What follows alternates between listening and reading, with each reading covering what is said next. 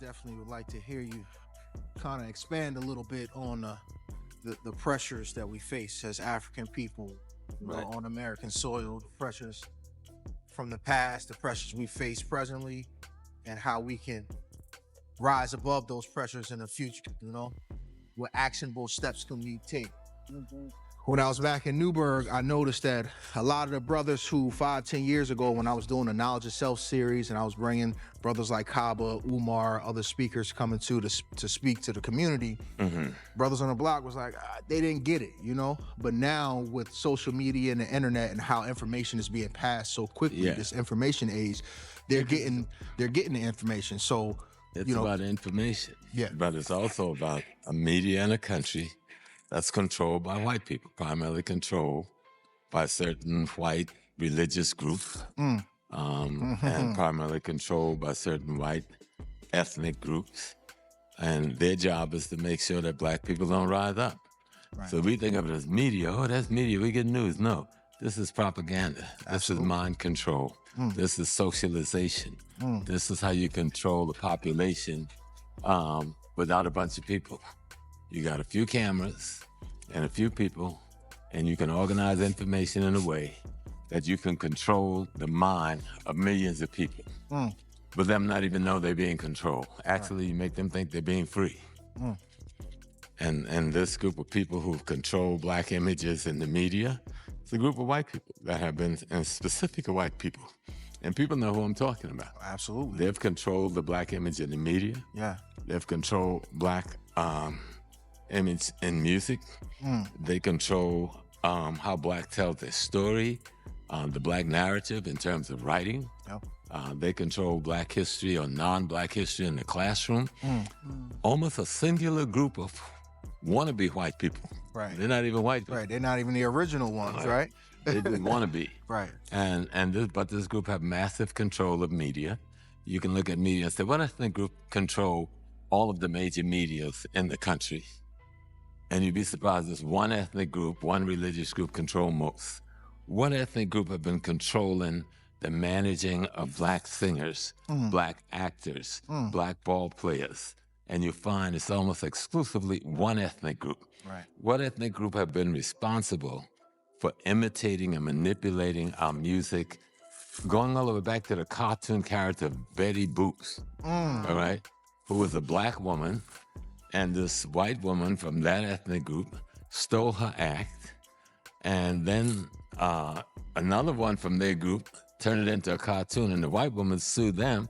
White woman lost the case because the man said, you really been imitating the black woman. Right. So they just like playing. I mean, who was it that was feeding the dope to Billie Holiday? I mean, who was it that murdered Sam Cooke? People need to ask the question, what happened to Otis Redding?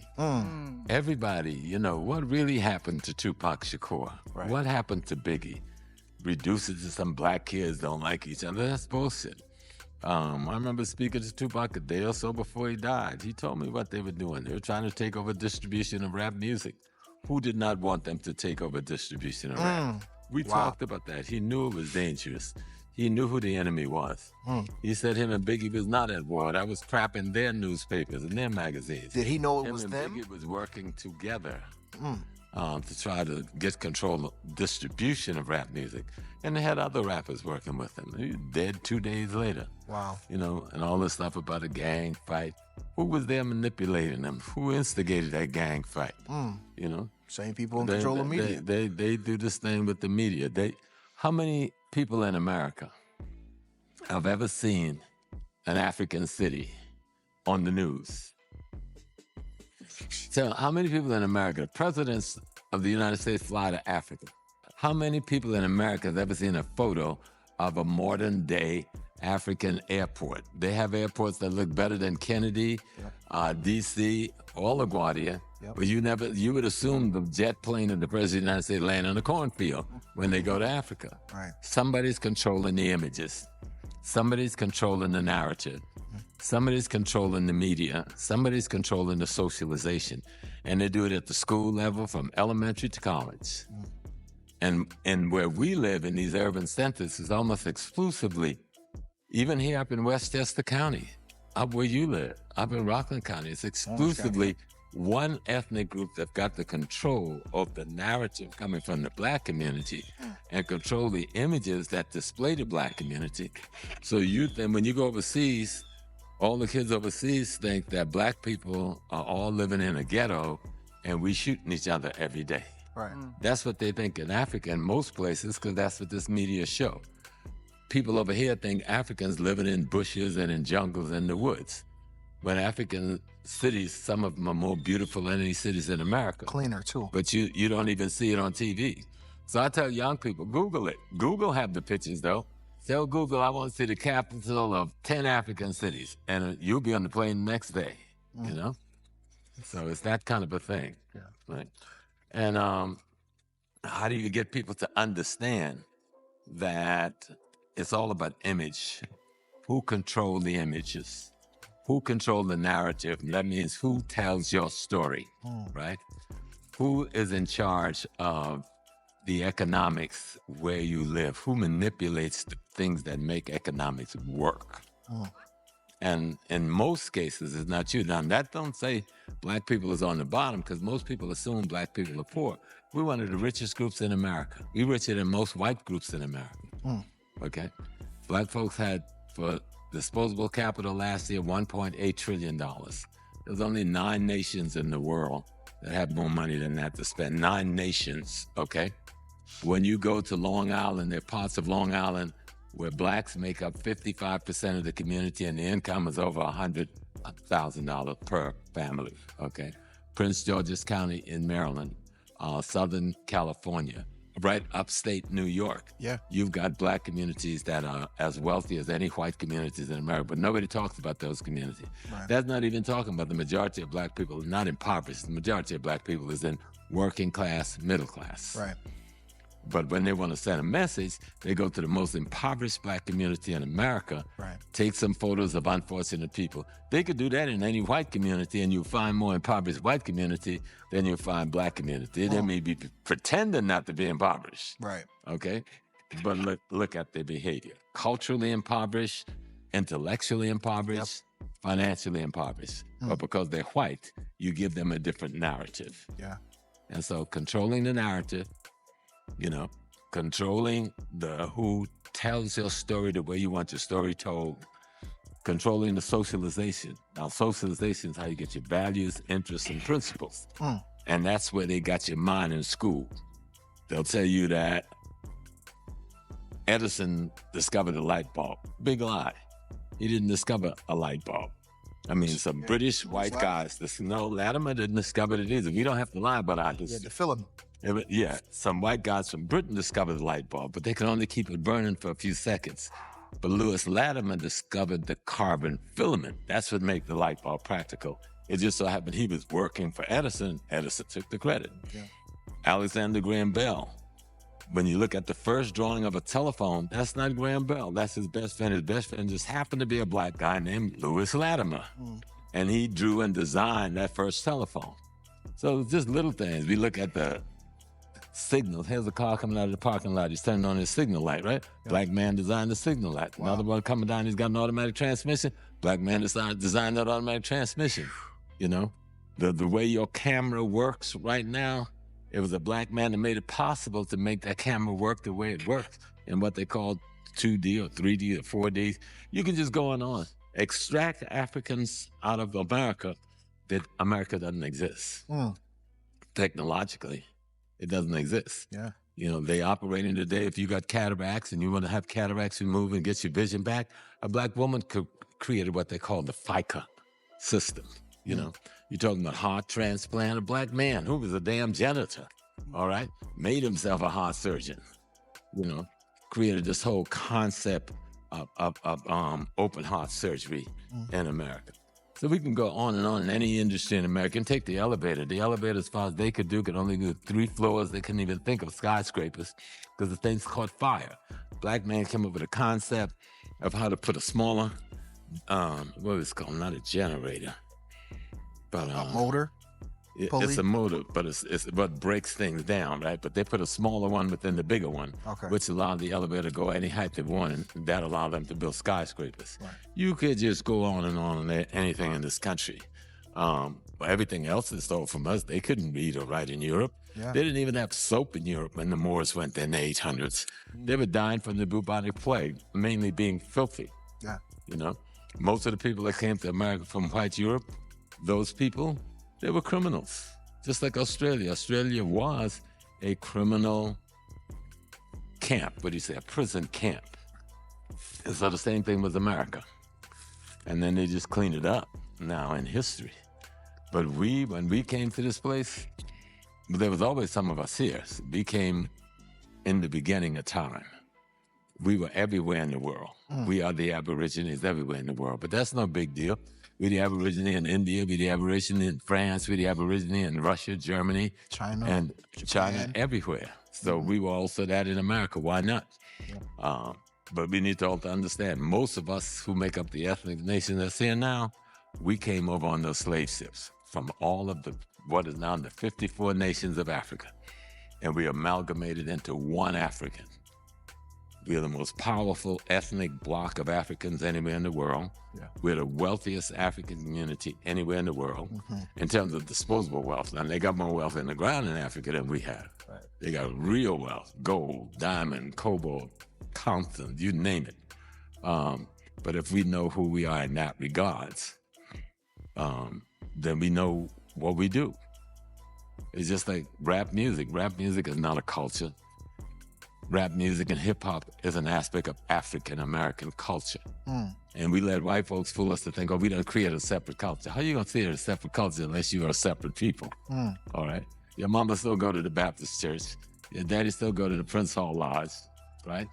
You know, you still have somebody, uncle still hang out at the jazz club and Bubba down at the bar. But somehow you, Junior, you got a little separate culture you don't create on you. No. Hip-hop is an aspect of African-American culture. But because it was so powerful, they wanted to remove it from African-American culture by saying it's a separate culture of itself. No, it is an aspect of the African-American culture, the same way jazz was, rhythm and blues was, soul music was, bop, bebop, rock and roll, rag, rock and roll. All of those were aspects of African-American cultural music. Hip-hop was the most contemporary. It came in modern time with all the technology in the world, so it blew up differently and lasted longer, 50 years. Even the house music, too. House music is all black. Same thing. But the key thing is who controls your narrative? Who tells your story? The next thing is who spreads your images? Who determines what images is going to be in the world? Don't worry about this. You know, you got to just be in control of that. You control your imagery, you control your narrative, you control your world. Who's determining the economic, politics, culture in your community? How come the black community don't know about all of these wealthy black communities around America, right? How come black communities don't know? They keep pushing Sister Oprah as the billionaire. We got plenty of other black billionaires in America. They keep pushing a few brothers who are playing and athletes who just made $100 million or $50 million. We got tens of thousands of black millionaires in America. And I've had them for the longest time. And so what we have to do is do our own narrative, tell our own story, do our own research, right? And understand life is simple. It's about providing food, clothing, shelter, safety, and security. If you can't do that, you're in trouble. But you can't do that unless you own some of this land, all right? And that you control the labor that's on that land. And then you can do it. Land, labor, and the resources. I mean, you got to know what the resources are that you're marketing. So that's the key. And if you can do that, and then control the education of your children, control who's the police, like black young people like to say, get away from stupid. I don't want to be the cop. Well, who's going to be the cop, stupid, if you don't be the cop? Police your own community. All right. Absolutely. You police your community. You be the policeman. You get that salary. You get that pension. You get that retirement, and you protect the safety of your people. That's common sense. Who's going to be the fireman if it's not you? Who's going to be the corrections officer if it's not you? All right? So get yourself straight. Get your head straight and understand economic, politics, and culture is for you to control, period. So And these are all solutions and ways for us to rise above the pressures. Yeah, that it ain't have been placed against complicated. us. The pressures that we are under is not complicated. It's simple. Right. Your job is to provide food, clothing, shelter, safety. The pressures from the enemy is to make sure you can't do that. The only way he can stop you is if you decide to let him stop you. Right. To provide food, clothing, shelter, safety to yourself and your family, Right. so that you don't be under the pressure, you've got to get an education. I mean, you got to get your ass into a college somewhere or a trade school somewhere or an apprentice somewhere or in a union somewhere. And at all these points, they're going to be obstacles. Your job is to overcome the obstacles. Right. Okay? If you think life is about pleasure and just getting high and just having fun and just being at the party, as young teenagers, we all went through that. But at a point, the party is over, you got to become adults and take responsibility for families. You know, families are made of men, women, and children. And to do that, you got to control the economic, politics, and culture where you live. You can't do that unless you organize yourself. Start with family. Organize yourself within your household. Organize with your neighbors who are your friends so that you can control the jobs where you live. Right. Why would we go shopping at the store of other ethnic group who have no respect for us, right? Don't hire none of us in their stores. Don't live in our community. These ethnic groups, some of them look like us, don't invest in our communities. And we run to their store and give them trillions of dollars every year. Yep. Hundreds of millions of dollars every year. No, you said we're not going to have an organization. Sit down with your family, sit down in your church and say, we're not shopping at any store that we don't own. We're not shopping at any store that doesn't hire our people. We're not shopping at any store that doesn't reinvest their money in our community. Right there, you win the war. Yep. You know, talking about pressures, the pressure on you is the pressure of not being responsible for taking control of the economic, politics, and culture where you live. You take control of economic, politics, and culture where you live, you'll be able to provide food, clothing, shelter, and jobs for yourself and your people. Yes. Then there is no pressure. Right.